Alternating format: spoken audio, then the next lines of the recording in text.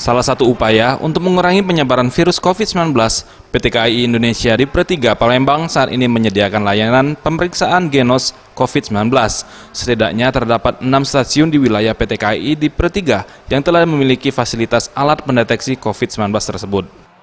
Manajer Humas KAI di Pertiga Palembang, Aida Suryanti mengatakan, untuk melakukan pemeriksaan genos COVID-19, calon penumpang harus memiliki tiket atau kode booking kereta api jarak jauh yang sudah lunas, serta tidak boleh merokok, makan, minum selama 30 menit sebelum melaksanakan tes.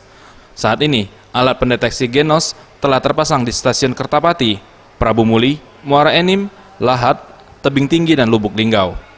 Ditambahkannya, tarif yang dikenakan pun cukup murah, yakni hanya Rp30.000 per orang untuk satu kali pemeriksaan, sedangkan untuk tes antigen dikenakan biaya Rp85.000. Dan juga pemeriksaan genos COVID-19 tersebut dapat dipakai untuk keberangkatan di seluruh stasiun yang melayani perjalanan kereta api jarak jauh. Setiap stasiun masih berbeda ya, di Kertapati ada 6 bilik, ada 6 bilik.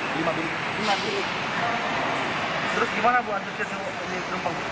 Antusias masyarakat bagus ya, karena mereka ada 2 pilihan untuk melakukan pemeriksaan bebas COVID di stasiun, ada pemeriksaan rapid test antigen dan juga genos. Jadi masyarakat bisa memilih mana yang akan mereka gunakan. Nah, kenapa memilih tes genos ini? Karena lebih murah sih dibanding swab. Baru pertama. Ada kesulitan nggak tadi? Tim Liputan Sriwijaya TV.